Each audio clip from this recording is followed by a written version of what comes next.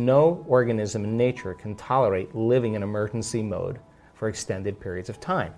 So if 70% of the time a person's living in survival, living in stress, in survival, what we do in order to survive is we are going to select the worst case scenario.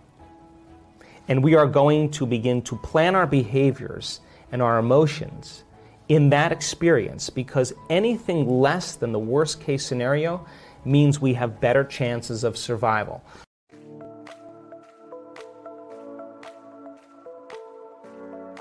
So we plan for the worst, we emotionally embrace it, and anything less means we can survive. So out of the infinite potentials in the quantum field, anxiety really represents a poor imagination, but it's highly adaptive if you're living in survival, because you got to get ready for that. So 70% of the time, people are selecting the worst case event in their life and emotionally embracing it, and they're programming their autonomic nervous system into a very specific destiny. And it turns out if you keep doing that and you create the emotions of fear and worry and anxiety, and you do that for 10 years or 5 years or 3 years, your body is going to unconsciously become programmed to fear. And it's going to have a panic attack without you. Try as you may with your conscious mind to control it, you've programmed it subconsciously. And now the body, as the mind, is running the show. So the hormones of stress create the emotions of anger, of aggression, of hostility, of violence, of frustration, of hatred, of fear, of anxiety, of guilt, of shame, of hopelessness, of powerlessness, depression. Those are all chemicals that are derived from the hormones of stress. And when we live by the hormones of stress, we become very selfish. Why? Because when you're in survival, you got to take care of the self. Your attention is on your body, right? Your attention is on your external environment. There's predators out there. The rush of adrenaline causes the senses to become heightened, and you're a materialist, and you're trying to predict the future because there's better chances of survival if you can predict the future based on the past. When that occurs then, over time, the body begins to break down, because it's a scientific fact that the hormones of stress downregulate genes to create disease in the long term. So if you can turn on the stress response just by thought alone, and the hormones of stress can make you sick, then your thoughts can literally make you sick. So the question is,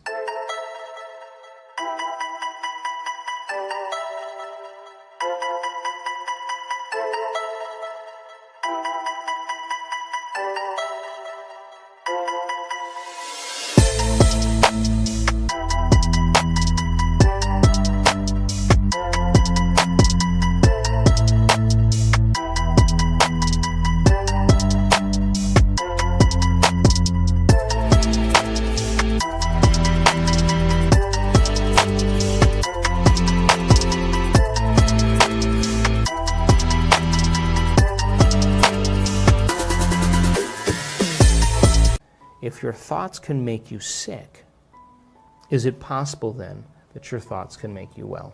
My definition of addiction is something that you can't stop, right? And most people who struggle from addictions are trying to regulate and alter their internal state. Now, you and I have been hypnotized and conditioned into believing that change happens outside of us. People are looking for something outside of them to change their internal state. It's kind of a Newtonian principle. You wait for your wealth to come to feel abundant. You wait for your healing to occur to feel wholeness. You wait for your success to show up so you feel empowered. You wait for your new relationship to show up to feel love. You're waiting for the event outside of you to happen to change how you feel inside of you. That's cause and effect. And we're conditioned based on consumerism and marketing and programming that that's the way it works. To get something to relieve yourself. And the problem with that is that people begin to confuse true happiness with pleasure. And they're not the same thing. So people who have addictions like that typically have had some very difficult past experiences that have branded them emotionally, and they just don't know how to change. They just don't know. And they're just looking for some relief inside of them so that they can make that feeling go away. So we can become distracted by our external environment for a period of time, you know. But then when you realize that the sports car or the new wardrobe or the vacation or the whatever people do to try to make the feeling go away, the novelty of that thing outside of us wears off because we're trying to re-identify with our environment. When that goes away, the next thing that people do is they look for some immediate change. And so they take a drug, they drink something, they gamble, they watch pornography, and the event outside of them changes their internal chemistry. And the moment they notice that the pain or the emptiness goes away, the moment they feel differently, they look to see what caused it. And this is when the attachment begins. Here's the problem, though. The rush of chemical change that takes place, the pleasure centers in the brain, there's a huge release of the pleasure chemicals. And the release, the intensity of those release of those chemicals begins to desensitize the receptor sites in the brain.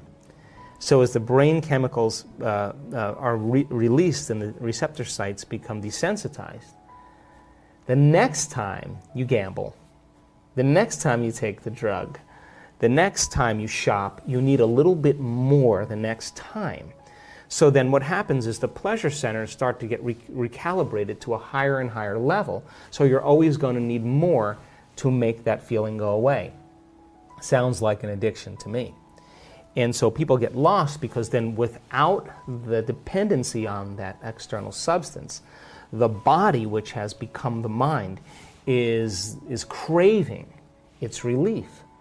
And so an addiction really is when the body is the mind. So you may say with your conscious mind, I want to give up drinking, I want to give up pornography, I want to give up gaming, I want to give up over shopping, I want to give it up consciously. But the body has been conditioned from the past subconsciously. And so now the body's the mind. Now, no one's told people that true change can happen within them. And so then when people start to realize that there's a gap between the external world and how they present themselves to the world and their attention on the outer world and their attention on their inner world and how they really feel. And if they're spending the majority of their time looking outside of them for change and they don't want to look at this feeling, all they want to do is make that feeling go away, they're going to wind up in trouble. So true change is when you start looking within and you become conscious of your unconscious thoughts. In neuroscience, it's called metacognition. You become aware of your habits and your unconscious behaviors. And you look at those emotions that are connected to past experiences and allow yourself to observe them. So then think about this. If 95% of who we are by the time we're 35 years old are those programmed states, the moment you're observing how you think, how you act, and how you feel, it means you're no longer the program. You're now a consciousness observing the program, and you're beginning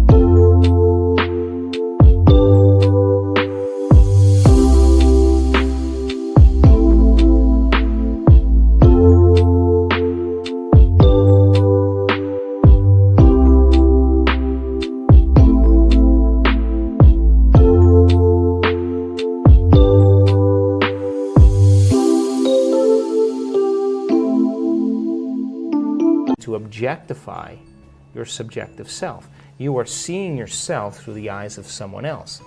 Turns out that the size of the frontal lobe, the crowning achievement of the human being, 40% of our entire brain, that's what separates us from all other species, It's the boss, it's the CEO, it's the conscience, it's the creative center.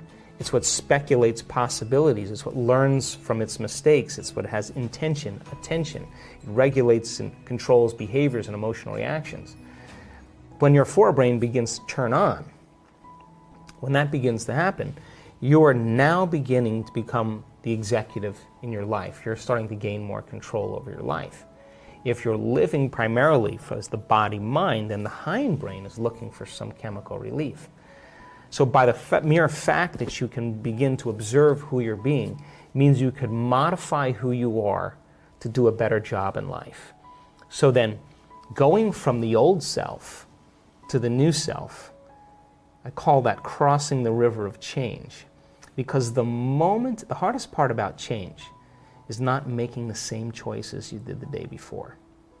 And the moment you're not going to think the same way, make the same choice that leads to the same behavior, that creates the same experience, that produces the same emotion, you are not going to feel like yourself. It's going to feel uncomfortable. It's going to feel unfamiliar. There's going to be a certain amount of uncertainty. You are going to feel the state of unpredictability. And that's the moment you step into the river of change.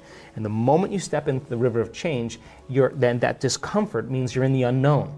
And so the body, which has been conditioned to the mind, who's been living in the past, would rather hold on to the guilt, because at least it's familiar. They'd rather hold on to their own emptiness and unworthiness than not feel that, because that's the unknown. So people cling to the familiar, and it transcends rationality. So then, the moment you step into that river and the body has become the mind, the body starts sending signals back to the brain because it wants to return back to the familiar self. And this is when we start to hear all the chatter, the sub-vocalizations. You're not good enough. You're too much like your mother. It's your ex-husband's fault. Start tomorrow. This doesn't feel good. What's wrong with me? I want to kill myself. That's the body saying, I don't want to go in the unknown. I don't trust the unknown. I'd rather hold on to this. Now, going from that old self to the new self is the biological, the neurological, the chemical, the hormonal, the genetic death of the old self. And most people, they step out into that unknown and it feels so uncomfortable, they can't predict it, they return back to the known. People say to me, well, I can't predict my future. And I always say to them, well, the best way to predict your future is to create it, not from the known, but from the unknown. And that void, that unknown, is the perfect place to create from. I hope you enjoyed this amazing interview with Dr. Joe Dispenza. Before we continue with our daily practice of completing the inspiring quotes, please consider hitting that like button so this message could spread to other people also. So complete the quote challenge. Today's quote belongs to Dr. Joe Dispenza and it goes like this. The moment you feel uncomfortable, you just stepped into the river. Write your answers in the comments below the video. Even if you are not sure what the correct answer is, try and guess. If you like this video, share it with your friends. Subscribe and click the bell button next to the subscribe button and join Good Vibes community.